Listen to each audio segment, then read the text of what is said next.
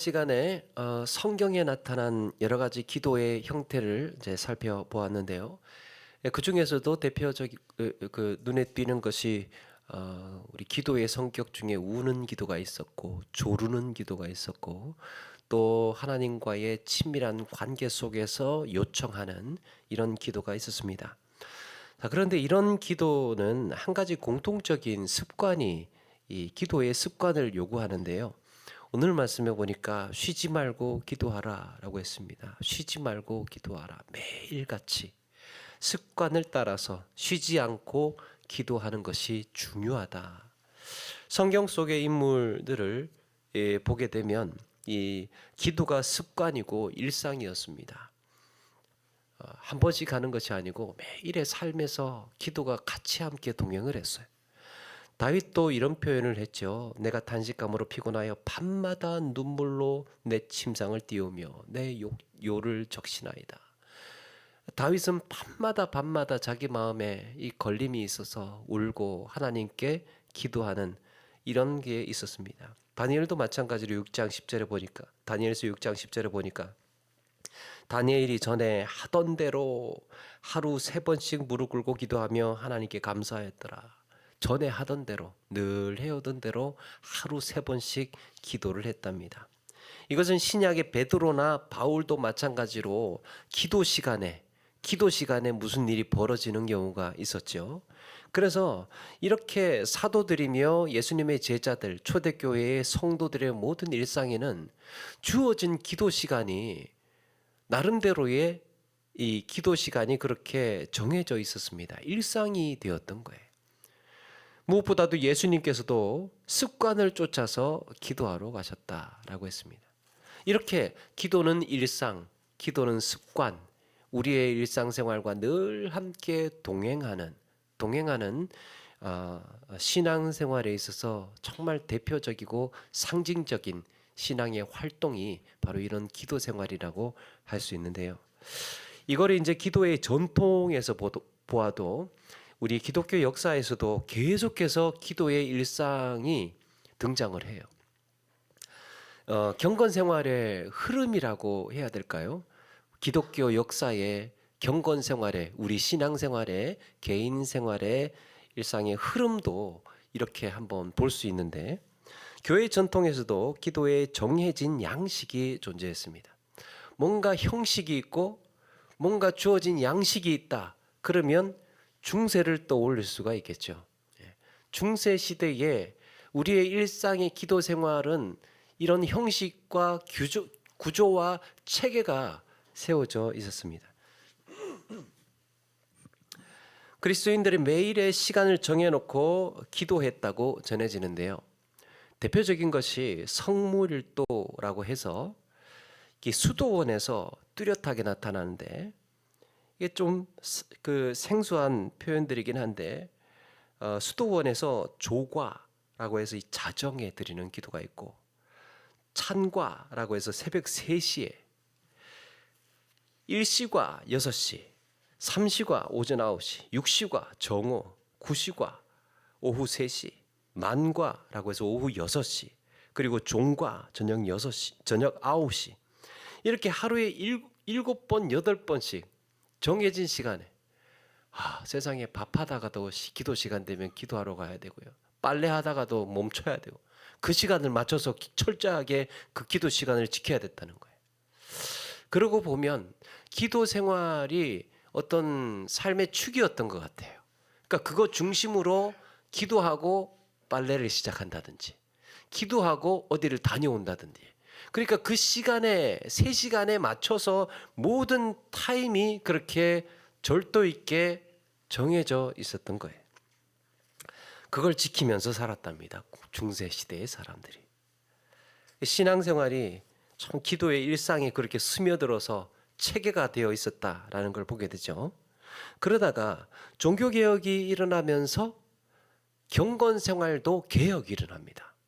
종교개혁과 동시에 경건한 일상생활도 개혁이 일어나는데 가장 처음으로 거의 1세대에 가까운 처음으로 일어났던 그 개혁의 형태가 영국의 대주교였던 토마스 크랜머라고 하는 주교가요.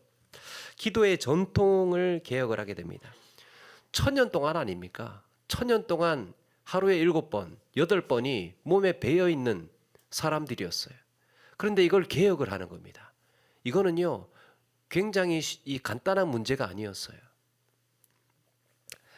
성직자들 그가 하는 말이 이런 거예요. 성직자들은 몰라도 일반 평민들은 하루아침에 일터에 나가서 하루 종일 농사일 하다가 일상생활 하다가 그렇게 노동을 해야 되는데 기도 시간을 언제 다 지키냐라는 거예요. 이 기도 시간을 언제 다 그걸 다 지키면서 멈춰가면서 일을 할 수 있느냐. 그러면서 1594년에 공동기도서라는 것을 발간하면서 기도의 모본을 제시합니다. 종교개혁이 1517년에 일어났으니까요. 그로부터 한 몇십 년이 흘렀죠. 그때 이제 공동기도서를 발간하면서 신앙생활의 모본을 제시를 했어요. 어떤 모본이냐? 우리에게 익숙한 거예요, 이제. 1년에 한 번 성경 일독을 하고 기도는 아침 기도와 저녁 기도만 하자 이렇게 제안을 합니다. 1년의 성경 일독이요. 1년의 성경 일독 전통이 그때 나온 거예요. 종교 개혁이 일어나면서. 여러분 우리는 성교 이 신앙생활의 전통을 이렇게 따르고 있는 겁니다. 그가 하는 얘기가 이제 1년의 성경 일독하고 기도는 아침 저녁에 하자. 그러면서 뭘 말하느냐 하면 1년에 한 번 읽게 되는데 이게 하루에 넉 장을 읽게 되는데 아침에 2장을 읽고 기도하는 거예요. 또 저녁에 2장을 읽고 기도하자. 이렇게 이제 제안을 한 겁니다. 그리스도인들의 일상생활에 이렇게 해나가자라고 모본을 제시를 한 거예요. 그러니까 말씀 따로 기도 따로가 아니에요. 말씀을 읽고 그 다음에 그러니까 어쩌면 기도를 위한 말씀 읽기도 될 수 있는 거예요. 기도의 비중이 말씀을 읽고 기도를 해나가는 이게 말씀과 기도가 하나로 정해져 있다는 겁니다. 그러면서 성경 읽기 달력을 첨부했습니다. 이게 처음에 종교개혁의 경건생활의 시작을 이야기하는 전통이었습니다. 하루에 4장 읽는데 아침에 2장 읽고 저녁에 2장 읽고 기도하기. 이렇게 말씀과 기도를 묶어서 경건생활을 하자라고 제안을 했습니다. 그러고 나니까 이제 종교개혁이 일어나면서 수십 년이 지나다 보니까 여러 교단들이 생겨나게 되는데 이 여러 교단들이 이걸 따라하기 시작을 한 겁니다. 이게 이제 모델이 된 거예요. 그래서 말씀과 기도에 대한 지침을 거의 어느 정도 수용을 하면서 나름대로 자기 교단에 맞는 신앙생활의 모본을 그렇게 제시하게 됩니다. 그 중에서 이제 종교개혁자 존 칼빈은 하루에 5번 기도할 것을 권했습니다. 아침에 일어나서 기도 1번, 그 다음에 하루 일과 시작하기 전에 1번, 식탁에서 식사 시작할 때 1번, 식사 끝나고 1번, 그리고 일 마치고 잠자리에 들 때 1번, 이렇게 5번 그렇게 기도를 하라고 했습니다. 그 식사를 마치고 나서 기도하는 전통은 저는 독일에서 아직도 하고 있다는 거를 들어본 적이 있어요. 학교 다닐 때 이제 독일에서 유학을 하신 교수님이 이야기를 하시더라고요. 아니 이 사람들이 밥 먹는데 기도를 안 하고 밥을 먹더래요. 기도를 안 하고 밥을 먹더래요. 그래서 아니 기도는 밥 먹고 나서 하는 거라고 그 사람들은. 그래서 그걸 생각을 하니까 야 그럴 수도 있겠구나. 식사하고 나서 기도하는 것도 의미가 있겠다. 뭐 그런 생각을 했답니다. 이렇게 일어나서 일하기 전에 먹기 전에 먹고 난 다음에 잠자리에 들기 전에 5번. 그러면서 이제 여기저기에서 경건의 자기들의 형편대로 기도의 양식이 다듬어지면서 대체로 개혁 교회들이 어떻게 가르치느냐 하면 아침에 개인적으로 기도를 하고 이제 조금 더 구체적으로 됐죠. 개인적으로 기도를 하고 저녁에는 가족이 모여서 같이 기도하자. 그러니까 아침에 개인적으로 말씀 묵상하고 기도한 다음에 나머지 저녁에서 모여서 말씀 묵상하고 같이 기도하자 하는 쪽으로 그렇게 개혁교회에서 우리 개신교회에서 경건 생활이 정리가 되면서 전체적인 개혁교회가 그렇게 그런 흐름으로 이어져 갔다는 겁니다. 여러분, 이 공동체 성경 읽기가 우리는 이 사실은 개별적으로 듣기는 하잖아요. 개별적으로 듣기는 하는데 카톡에 왜 이렇게 모여 있느냐 하면 공동체 성경 읽기에 또 하나의 유형이 되는 거예요. 공동체로 같이 지금 우리가 듣고 아멘으로 반응을 하는 거잖아요. 그래서 이렇게 같이 성경 읽기를 하고 거기에 기도가 있다는 걸 또 잊지 말아야 되겠습니다. 자, 그러면서 이게 1600년, 1700년대 경건주의로 계속해서 이런 흐름으로 가다가 19세기 초에 와서 우리에게 익숙한 인물이 등장을 합니다. 스코틀랜드의 장로교 목사인 로버트 머리 맥체인 목사님이 맥체인 성경 읽기표 들어보셨습니까? 성경 읽기표 요즘에도 계속 나오는데 이 1년에 하루에 몇 장 읽고 주일은 3장 읽고 4장 읽고 그렇게 해서 조그마한 달력표 같은 것이 나오는데요. 이 맥체인 목사님이 성경 읽기 달력을 보급하면서 이게 이제 전 세계적으로 보급이 된 겁니다. 여기서도 마찬가지로 아침에 읽고 개인적으로 아침에 2장 읽고 개인적으로 기도하면서 저녁에 가족들과 함께 그렇게 기도하도록 편성을 했습니다. 이게 기독교인들이 개인 경건 생활에 있어서 말씀과 기도에 대한 일종의 지침이었어요. 지금까지 말씀드린 것을 정리하자면 성경 초대교회에 시간마다 기도하는 것, 그 다음에 중세에 와서 7번, 8번 형식에 갖추어서 그렇게 기도한 것, 종교개혁이 오면서 5번 기도하자는 신학자도 있었고 이것이 아침 저녁으로 기도하자는 내용으로 또 정리가 됐고 그러면서 나중에는 성경 읽기표로 더 보급이 되고 보편화되어 왔다. 그러다가 현대에 들어와서 생겨난 것이 현대에 들어와서 조금 변화된 게 뭐냐 하면 1930년대부터 시작된 경건의 시간이라는 겁니다. 바로 큐티의 등장이에요. 이제는 좀 더 간소해졌습니다. 아침 저녁이 힘들면 적어도 하루에 20분은 시간을 내자. 하루에 20분을 시간을 내자. 그래서 경건의 시간을 갖자라는 운동이 큐티 운동이에요. 어쨌든 묵상과 기도의 시간을 되찾자는 운동이었습니다.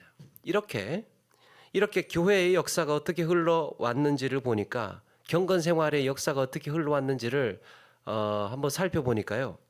중세 시대부터 이어지고 있는 형식이 계속해서 간소화되고 있다는 것을 발견할 수 있습니다. 조금씩 간소화되어 가고 있어요. 나중에는 1930년대 오니까 우리 20분이라도 기도하자. 말씀 묵상하고 기도하자라는 경건의 운동으로 그렇게 이어져 왔습니다. 처음에는 7번, 8번 하다가 종교개혁이 일어나면서 5번 내지 2번 강조하더니요. 나중에는 2번으로 타협했다가 그러다가 이제 근래에 와서는 20분이라도 경건의 시간을 갖자. 그러면서 슬로건을 외치는 상황이 이르게 되었습니다. 자, 그렇다고 해서 제가 중세 수도원에서 기도하던 방식대로 다시 돌아가야 된다는 말을 하는 건 아닙니다. 시대가 변하고 생활 환경이 달라지면서 기도 생활의 형식도 좀 부득이하게 그 시대에 어느 정도 적응할 수밖에 없는 거죠. 그렇다고 해서 그럼에도 우리가 분명히 기억해 두어야 될 게 있습니다. 잊지 말아야 될 건 있어요. 하나는 우리 기도 생활이 시대가 변하면서 현실에 맞게 점점 간소화되고 있다는 흐름은 염두에 둬야 돼요. 그러면 이제 앞날을 상상을 하게 되는 거야. 야, 그럼 한 30년 후에 50년 후에 어떻게 될까 막 이런 우려까지도 이제 이건 우리가 어떻게 변화시켜 나가고 좀 더 그 신약의 경건의 정신을 지킬 수 있을까라는 고민도 해야 된다는 거죠. 이렇게 큐티 운동이 시작된 지 이제 100년이 다 되어 가고 있는 이 시점에 이 묵상과 기도 생활이 이제 어떻게 진행되어 가고 있는가? 당장 우리의 생활만 해도 어떻게 달라지고 있는가를 한번 들여다보자는 거죠. 달리는 사람이요. 참 신앙생활도 이런 거와 비슷한 것 같아요. 달리는 사람은 걷고 싶어요. 걷다 보면 서고 싶어요. 서 있다 보면 앉고 싶잖아요. 앉아 있다 보면 또 눕고 싶은 게. 이렇게 우리의 현실에 우리가 자꾸 현실에 영향을 받다 보면 현실에 자꾸 부대끼고 빠듯하게 움직이고 그렇게 영향을 자꾸 받다 보면 자꾸 치이는 거예요.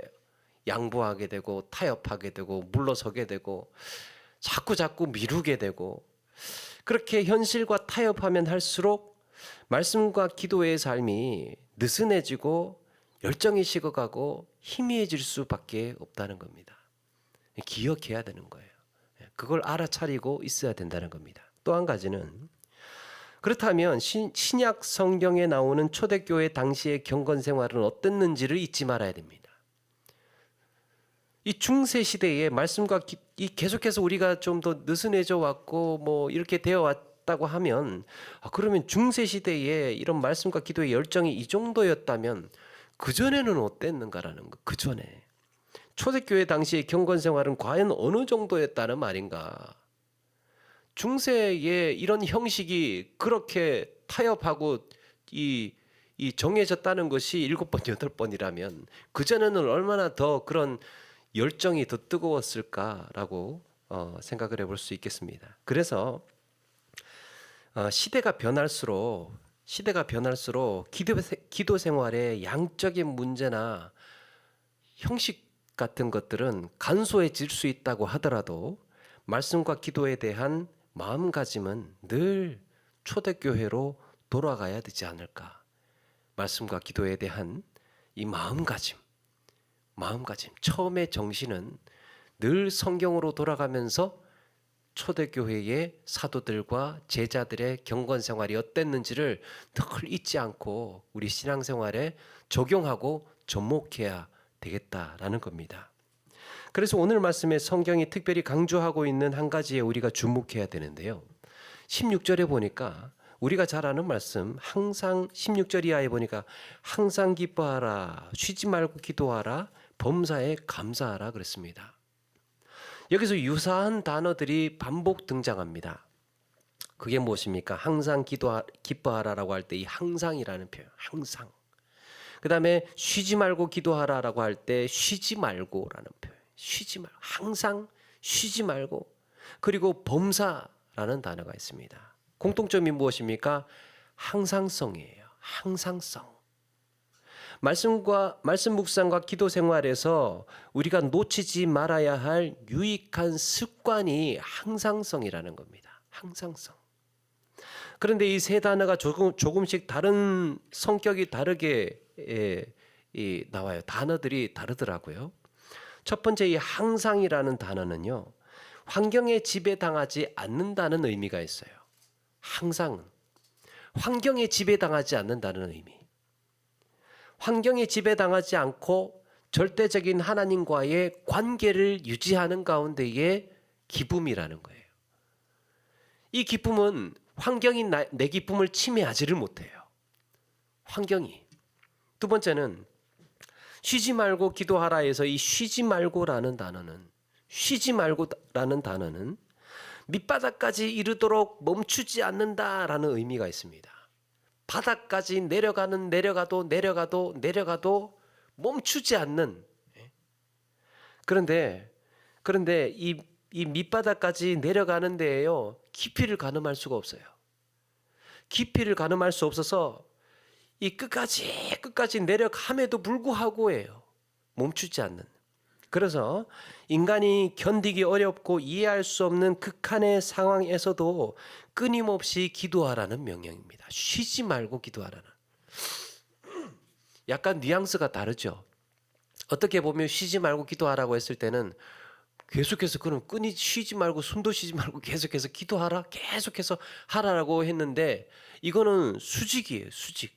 밑으로 내려가도 그 심연의 끝을 알 수 없는 곳까지 계속해서 내려감에도 불구하고 포기하지 말고 멈추지 말고 기도하라는 겁니다. 깐데 없이 내려가도 내가 어디까지 나락으로 떨어질지 알 수 없는 상황에도 도저히 기뻐할 수 없고 용서할 수 없고 낙심만이 밀려오는 상황에서도 하나님에게 초점을 맞추고 기도를 멈추어서는 안 된다고 말씀하고 있습니다. 그리고 범사는 말 그대로 모든 일이에요. 모든 일에 있어서.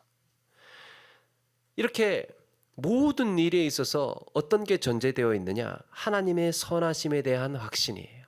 지난번에도 말씀드렸죠.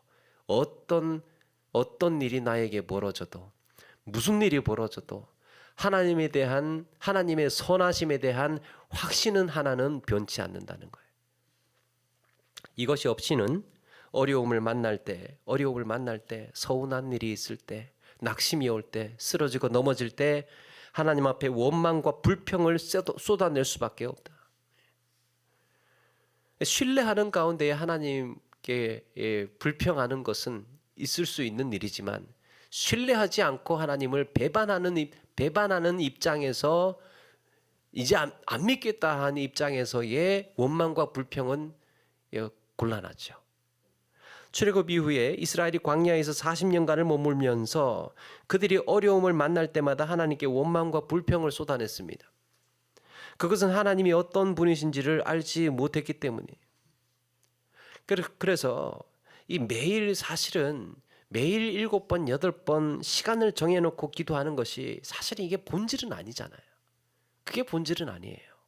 그렇다고 해서 하루에 1번 내지 2번 아침 저녁으로 이렇게 묵상하고 기도로 시간을 갖는다고 해서 좀 덜 7번, 8번보다는 좀 덜 하루에 1번 내지 2번 말씀과 묵상을 시간을 갖는다고 해서 신앙이 떨어졌다라고 또 말하기도 좀 그래요. 대신에 성경에서 분명히 말씀하고 있는 것은 뭐라는 겁니까? 네가 삶의 환경에 지치고 거기에 순응해서 영적인 긴장감을 놓치고 있느냐? 영적인 긴장감 놓치고 있느냐? 묻고 있는 겁니다. 말씀과 기도의 경건 생활에 항상성을 잃고 코마 상태에 있는 것은 아니냐라고 물어오고 있는 겁니다. 이거는 붙들어야 된다는 거죠. 계속해서 어느 정도의 내 신앙의 양심과 신앙의 수준을 내 나름대로 지키기 위해서 나는 어떤 노력과 몸부림을 하고 있는가를 돌아보게 되는 겁니다. 여러분, 사실 이 환경에 영향받지 않는다는 게요, 이게 쉬운 일이 아니잖아요. 쉬운 얘기가 아니에요. 환경에 사람이 어떻게 영향을 안 받을 수 있겠습니까? 밑바닥이 어딘지도 모르는데 어떻게 낙심하지 않고 절망하지 않고 이렇게 기도한다는 것이 그렇게 간단한 문제는 아닌 것 같습니다. 정말 실패하고 포기하고 무너지면요, 내가 에너지가 바닥이 나서 하나님 부를 힘조차 없을 때 힘든 이야기예요. 우리 몸은 참 그러고 보면 이미 현실에 민감하게 반응하도록 이미 적응이 되어 있는 것 같아요. 체질이. 현실에 반응하도록, 현실에 민감하게 움직이도록 우리는 이미 체질이 되어 있어요. 그렇게. 사도 바울이 이런 인간의 체질을 모르고 말했을 리는 없죠. 사람이 그렇다는 것을 모르고 말했을 리는 없을 겁니다. 항상 기뻐할 수 없는 것이 사실은 우리에게 더 가까워요. 항상 기뻐할 수 없는 것이. 쉬지 않고 기도하지 못하는 것이 사실은 현실입니다. 모든 일에 감사하기가 참 매우 어려워요. 자, 그럼에도 경건 생활에 항상성을 요구하는 이유가 있습니다. 경건 생활에 있어서 우리가 이걸 포기하지 말아야 하는 이유가 뭐냐? 바로 변화 때문이에요. 변화. 신앙생활의 목표 신앙생활의 과정에서 우리의 이 과정에서 필수적으로 일어나야 하는 것이 무엇입니까? 변화예요. 변화. 살아있다는 증거, 변화. 살아있는 것은 변해야 됩니다. 로마서 12장 2절에 보니까 너희는 이 세대를 본받지 말고 오직 마음을 새롭게 함으로 변화를 받아 하나님의 선하시고 기뻐하시고 온전하신 뜻이 무엇인지 분별하도록 하라. 뭔가를 본받는데 이 세대, 이 시대, 이 세대의 흐름을 본받지 말고 말씀에 본받아서 하나님을 본받아서 예수 그리스도를 본받아서 마음을 새롭게 함으로 변화되래요. 여기서 변화받아라고 했을 때 변화는요 계속적인 현재형입니다. 계속적인 의미가 있어요. 변화받아. 살면서 계속해서 거룩한 그리스도인으로 변화되어 가는 것이 신앙생활이에요. 그런 점에서 대다수의 사람들은요 어떻게 변화되어 가고 있습니까? 이 세대를 본받아서 변화되어 가고 있습니다. 삶에서 그냥 변화되어 가는 거예요. 살다 보니까. 보통 사람들은요 어떻게 가치관이 만들어지고 무엇 때문에 변화될까 보니까 사람이 어떻게 변화되어 갑니까? 나면서 배우는 과정에서 변화되어 가고 자기가 겪는 경험을 통해서 변화되어 갑니다. 이런저런 경험을 해보니까 살아보니까 세상이 이렇더라라는 것을 알게 되고 그게 이제 자기의 지식이 되는 거죠. 내가 보고 듣고 배운 것으로 해서 자기 생각이 그렇게 다져져 가는 거예요. 때로는 큰 사고가 나고 이별이나 상처로 인해서 충격을 받아서 순식간에 생각이 크게 변하기도 합니다. 충격을 받아서. 때로는 오랜 시간 시련을 겪다 보니까 고생을 오래 하다 보니까 고난에 노출되다 보니까 오랫동안 힘들다 보니까 그래서 또 변화되는 경우도 있어요. 사람이 그렇게 달라져 가죠. 여러분 그런 여러 과정을 거치면서 나라는 사람이 그런 사람으로 고정되어 가는 거죠. 고정되어 가는 거예요. 살면서 삶의 참 결과물이잖아요. 우리는 살아오면서 모든 경험과 배우고 듣고 느꼈던 이 모든 것의 결과물이 지금 내가 생각하고 있는 이런 나라는 존재 아닙니까? 얼마 전에 한 영상을 보는데 그 의사 선생님이 하는 얘기가 인상적이었습니다. 체중을 감소하겠다고 짧은 기간에 살을 빼게 되면 실패하는 이유가 있대요. 우리 몸은 예를 들어서 80kg에서 70kg로 이제 체중을 감량했다고 하자고요. 감량을 했다 하더라도 우리 몸의 체질이 우리 몸은 여전히 80kg로 기억을 한답니다. 우리 몸은. 그래서 모든 몸의 내 신체 시스템이 그걸 80kg에 해당하는 모든 이런 신체 구조로 이 영양분이라든지 이런 것들이 다 그렇게 요구한다는 거예요. 그래서 여기에서 그냥 내버려두면 다시 80으로 다시 돌아가는 거예요. 그러다 보니까 짧은 기간에 체중을 감량했는데 금방 다시 원래대로 돌아가는 겁니다. 그래서 체중을 감량을 하려면 서서히 천천히 그렇게 하고 그렇게 이제 예를 들어서 70kg가 되었단 말이에요. 그렇게 됐을 때 그걸 최소한 6개월 이상은 유지해야 내 몸이 내 몸무게가 70이구나라고 인식을 한답니다. 6개월이 지나야. 그러고 나면 이제 이게 내 70kg에 내 몸이 적응이 되고 나면 그러면 이제 라면, 콜라, 카라멜 마키아토 뭐 이런 게 이제 맛있는 걸 한 번씩 먹어도 몸이 이제 버텨내는 거죠. 그걸 다 해낼 수 있는 체질이 되는 거죠. 이게 경건의 삶에도 같은 원리라고 생각합니다. 경건 생활에도. 처음에는 뭔가 습관을 들인다는 게 참 힘들어도요.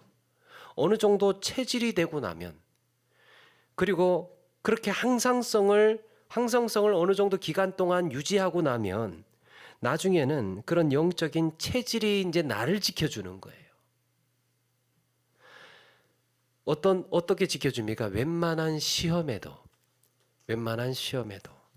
어지간히 힘들고 어려운 상황에도 견딜 수 있는 겁니다. 내 체질이, 영적인 체질이 그렇게 항상성을 유지하는 가운데에 어느 정도 탄탄해져 왔기 때문이에요. 그래서 디모데전서 4장 8절에 이런 말씀이 있습니다. 육체의 연단은 약간의 유익이 있으나 경건은 범사에 유익하니 금생과 내색의 약속이 있느니라. 육체의 연단이 무엇입니까? 몸을 단련하는 거죠. 몸을 단련하는 거. 이거는 이 땅에 사는 동안엔 참 유익해요. 좋은 것이고 중요한 일입니다. 몸을 단련하는 것. 그런데 경건의 체질을 만드는 것은 이 땅에 사는 이 생뿐만 아니고 영원한 삶의 약속이 있다고 그럽니다. 이 땅에서의 삶의 문제뿐만 아니고 영원한 삶의 약속이 있다. 성경을 보다 보면요, 가끔씩 마음에 간직해 두었더라 라는 표현이 있어요. 마음에 두었더라, 마음에 간직해 두었더라. 대표적인 게 창세기에 요셉이 꿈을 꾸고 나서 그 아버지와 형들에게 이런 이야기를 합니다. 꿈을 꿨는데 형들의 볕 집단이 나한테 절을 한다는 둥, 해와 달과 별들이 내 별에게 절을 한다는 둥, 이런 이야기를 해요. 그러니까 이제 그 형들이 시기하되 그 아버지는 그 말을 간직해 두었더라 그랬습니다. 마음에 두은 거예요. 마음에 담은 겁니다. 누가복음 2장 51절에도 예수님이 12살 때 성전에 계셨는데 어머니가 찾는 일이 벌어지게 되죠. 그러니까 이제 예수님이 내가 아버지의 집에 있어야 할 줄 알지 못하셨나이까 그럽니다. 그때 그 어머니는 이 모든 말을 마음에 두니라 그랬습니다. 마음에 두니라. 그런데 이렇게 마음에 두었던 일들이요, 나중에 보니까 그게 무르익어서 현실이 되고 겉으로 드러나더라고요. 마음에 두었던 일들이. 우리가 말씀 묵상과 기도의 체질이 필요한 또 하나의 이유가 이런 거예요. 내가 마음에 두었던 것, 지금도 내 안에서 무르익어 가고 있는 것, 마음에 두고 있으면요, 이게 무르익어 가게 되잖아요. 생각을 눈덩이처럼 만들어내고 생각을 무르익게 만들어요. 발효시켜요. 그렇게 해서 무르익고 가는 그것이요, 나중에는요, 어떤 형태로든지 무르익으면 겉으로 드러나게 되더라고요. 내 마음에 담고 있는 것. 나중에 가서 이게 무르익으면 어떤 형태로든지 드러나게 되고 나중에는 나타나더라고요. 만약에 여러분, 이게 부정적인 생각을 내가 마음에 담고 있다거나, 분노를 내가 마음에 담고 있다거나, 혹은 증오를 내가 마음에 담고 있다거나, 옛날에 아직 상처가 해결이 되지 않았는데 그 상처가 내 마음에 그래서 그게 회복되지 않고 마음에 묵혀두어 있다면, 이런 것들이요, 언젠가는 내 말에 묻어나고 내 행동에 묻어나고 내 반응에 묻어나고, 이 뭔가를 판단하고 중요한 결정을 내려야 하는 순간에도 이런 것들이 작용을 해서, 이런 것들이 중요한 판단을 내고 결정을 해야 하는 그 순간에도 이런 부정적인 것들이, 나를 힘들게 만드는 이런 것들이 영향을 미치더라는 거예요. 그래서 묵상과 기도의 체질을 만들어서 하나님의 뜻을 분별하기 위해서 힘써야 되는 겁니다. 말씀과 기도의 일이 우리에게 필요한 이유가 이런 겁니다. 내 안에서 무르익어 가고 있는 것들이 무엇인가? 무르익어 가고 있는 것들. 그러면서 말씀을 묵상을 하고 기도를 하는 가운데요, 내가 생각하고 있는 것들, 때로는 별로 신경 쓰지 않았던 것들이요, 툭툭 튀어나와요. 말씀 묵상하고 기도하는 가운데에 내 안에 이런 것들이 있었구나라는 것들이 하나씩 툭툭 튀어나옵니다. 그런 것들을 끄집어내는 그런 것들을 끄집어내서 말씀의 빛 가운데에 치유를 받고 회복을 받아야 되지 않겠습니까? 이렇게 나를 피폐하게 만들어가고 있었던 생각, 나를 골마가고 있는, 내 안에서 골마가고 있는 이런 것들을, 이 묻어두었던 것들이요, 말씀의 생활 또 기도의 체질을 통해서 이런 것들을 다 노출을 시켜서 하나하나 해결받고 영적인 건강성을 회복해 가는 겁니다. 그걸 사모하는 거예요. 그래서 내가 생각했던 부정적인 생각이라든지 또 내가 알고 있었던, 내가 혹은 이 말씀을 묵상하다가 기도하다가 보니까 내가 또 어쩌면 잘못 생각하고 있었구나.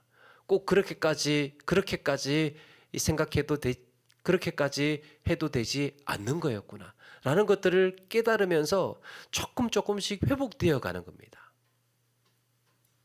그래서요, 이렇게 하나하나씩 회복되어져 가면서 우리의 신앙생활이 더 건강해지는 그런 삶으로 나아가야 할 줄로 믿습니다. 육신의 건강뿐만 아니라 운동하잖아요. 그리고 또 이 건강을 위해서 또 때로는 음식을 가려 먹기도 하고 또 운동도 하고 신경도 쓰고 또 병원에서 때로는 가끔 검사도 받고 그렇게 할 때 그런 것만큼 우리의 경건의 습관, 묵상과 기도의 체질 못지않게 중요하다는 것을 기억하시고, 여러분, 우리가 이 땅에 사는 날 동안 우리의 영혼도 이렇게 건강해지고 더 능력 있는 그리스도인의 삶으로 살아가시는 저와 여러분 되기를 주의 이름으로 축원합니다.